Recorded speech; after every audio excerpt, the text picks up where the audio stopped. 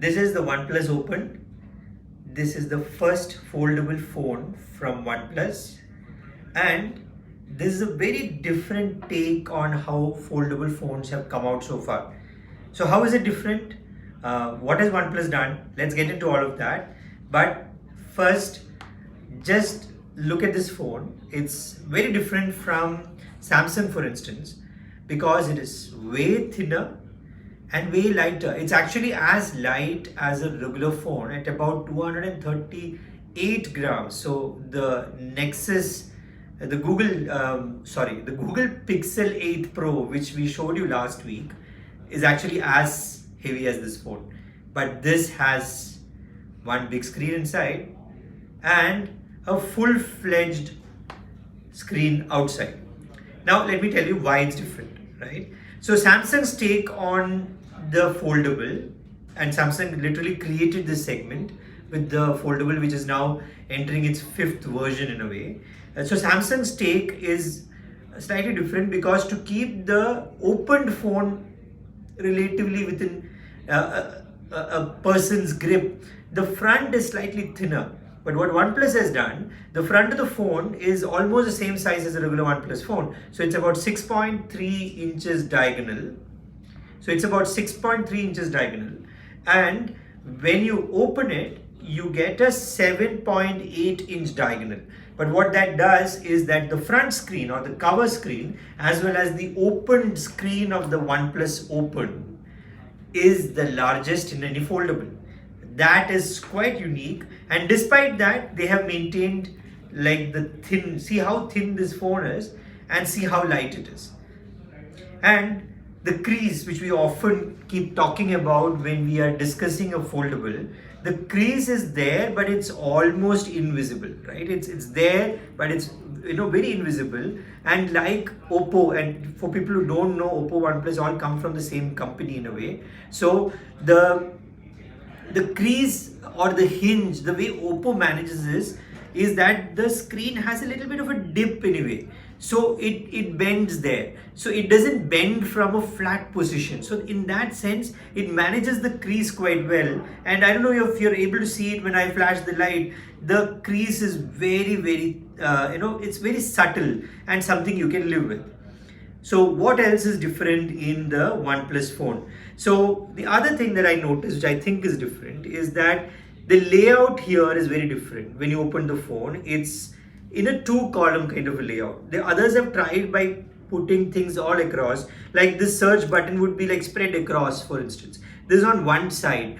It gives it a little bit of ease of use in a way. And then, as I told you, the front screen is everything. You can do everything that you would do with a regular phone because it's the same size as a regular phone. You are just managing a slightly thicker phone when you are using it in the closed format. But what is the convenience of that? The convenience of that is that since this is a proper screen size, you can do almost everything you would do with your regular phone without opening the fold. You open the Open only when you really want to use the large screen, right? Now, let me come to the other interesting thing that OnePlus has done. What OnePlus has done is that it's created the software, it's tweaked the software, and I'm hearing with a lot of work along with Google to create a very unique foldable screen experience. I'll give you a very simple example. I'm opening LinkedIn. Okay, this is how, sorry, this is not connected to the net, but it'll give you an idea. So this is the LinkedIn screen. If I tap on the chat opens as a separate column. It's much easier to manage this way. The same experience you get when you open Facebook. So let's say this is my Facebook feed. If I open the Messenger here, Messenger comes as a separate screen. Samsung doesn't do this, for instance. So that's very unique and I really liked it. The other thing you can do is that, let's say you have, so with a larger screen, one thing you want to do is multitask. So how do you multitask? Let's see. So I have one screen open here. Now, let me go to an option where, so see this. So in this, I have 3 tabs open. So this is LinkedIn, this is, I think, Chrome, and I have Facebook also here. This 3-screen split is something others haven't thought of so far. and if you do this, you get the full screen view of the 3-screen split. Again, very unique. So it has done these kind of tweaks. So if you want, you can also pull in video here. Like, you have this option. Let me try and do it for you. Let's see. Okay, I have. Okay. So it takes a little bit of time to understand how this thing works. But see, so it's almost like a Windows screen. Like you have, you can easily scroll through, like, if you've used an iPad, you can easily scroll through all of your open apps, and it's very different from how you do it on a phone. So that is, the thing that I found quite interesting. Now, so this phone has a 4000 mAh battery, which is again the largest we have seen in a foldable phone. So 4000 mAh means about 18 hours of active use, which is pretty good. Then the other interesting thing you see is here, the 3 cameras. So OnePlus has given you 3 very powerful cameras. It is also using Sony's new sensor called LYTIA, and this overall has a very good camera experience. There are actually 5 cameras on this phone. So there are 3 cameras here. There is a main camera which is 50 megapixel. There is a 48 megapixel telephoto camera. There is a 48 megapixel ultra wide. Then you have a 20 megapixel camera for your selfie and a 32 megapixel camera for this selfie, or this selfie camera is 32 megapixel. So 5 very powerful cameras, and it offers you superb optical zoom of up to 3x. If you're using the telephoto option, then you can go to 6x, where it's actually not, it is not doing, so in the 6x mode, it's actually not doing optical zoom. What it's doing is that it's blowing up or cropping into the 3x zoom, which is again quite smart, but you can see the quality is quite good. But where it's going to worry Samsung a little bit is that it is doing 120x digital zoom. Of course, the pictures are not that great, but 120x is Samsung territory, and that is quite interesting. We need to see how people adopt this. But overall, this is a pretty nice camera. I like the portrait mode, especially when you take it, you're using the optical zoom in 3x to take a very nice subtle portrait in good light. You have a full pro mode with all the things that you want to do, and you can shoot for a 4K video in 60 FPS. So overall, pretty decent camera, as in it's a very good camera. OnePlus has always had good cameras, but OnePlus is looking at providing that kind of camera features in a foldable, which again hasn't happened quite a lot so far. So again, where it is very different is that it's a very unique take on a foldable phone, and that I think is maybe going to worry Samsung a little bit because it's entering that territory. Now, the other thing is, if you see, it's also very business-like, very serious kind of a phone. This is the sort of phone, like again, if you are buying a foldable phone, you are already spending a lot of money. So this is almost 1.5 lakh rupees.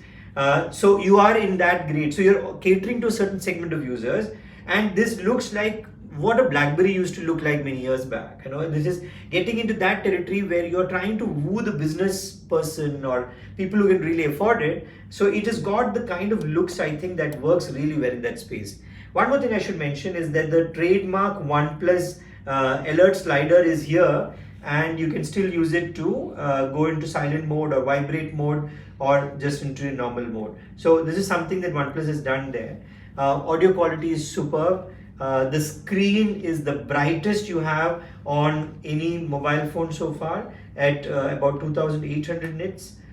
So net, it's a very good phone when you look at the features. There's a lot of superb features, and it ticks all the boxes. Now, I should tell you what are the negatives, right? One thing which I found a little bit of irritation, which doesn't happen on the Samsung phone anymore, is that when you close the phone from the open mode to the closed mode, that screen, or if you're watching a video, let's say in that way, it should come automatically to front screen. It comes, but you still have to unlock it. It's like a security feature, but I think it's unnecessary because you have only closed it. Why would you want not want it there? Now, in the box, you will get these covers. So this is the back cover. Again, quite it doesn't add to the thickness of the phone, which again is something that I really liked. Now, let's say I add this cover. So the front part of this cover is something I found a little bit flimsy. See, this phone itself is using these, alloys, cobalt alloy and all, which is very good. It gives you a very durable feeling. But this cover I found is very flimsy. Maybe because it's something that you're getting for free in the box, and maybe you might want to look at what your third-party guys are going to offer you in this space. Now, another small issue is that I just wiped it, but otherwise this cover sort of accumulates a lot of dust.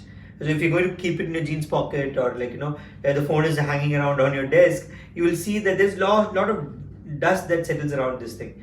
So, but again, this small, very small things. But these are the kind of things that you should be aware of. But I've been using this phone for about 4-5 days, and it's pretty good. And this is literally going to set a new race in the foldable segment. So, do we have any questions so far? Yeah, they want to ask about the price of the phone, which you've already mentioned. Yeah, so it's about 150. It's but you have exchange offers and all of that, so you can get. I'm not very good with numbers. I forget the price, and then you don't need me to tell you the price, boss. You are on YouTube anyway. Just search on Google. What's the striking feature in this phone which is like different from other foldable phones? Yes, so again, I think how big the cover screen is, as good as any phone, and how big this 1:1. So it's a 1:1 space. This is actually bigger than any other foldable out there. So because your front screen is also big, so it's giving you that much double space. So I think the entire space or real estate available on the screen. So it's pretty much a tablet, and the fact that despite that it is lighter and thinner than any foldable, I think this is the most important point for me. Again, pretty good camera, but you wouldn't buy a foldable phone because it has great camera, right? You buy it because of the other features, and on that, OnePlus has pretty much ticked all the boxes. Again, battery, interesting thing with the battery, I think the batteries, the cells of the battery are split, like we mentioned last time with the Oppo. Again, Oppo Find M3 is a very similar phone. I'm not saying anything. But yeah, so the same kind of technology where you break the battery cells and put them on both sides of the fold is what OnePlus has also done here. So think about this phone if you're thinking about a foldable. You have many options in the foldable space now. So again, foldable, the last time the one we showed you was a flip. So the thinnest, lightest, most stylish foldable. Yep, this is the OnePlus Open.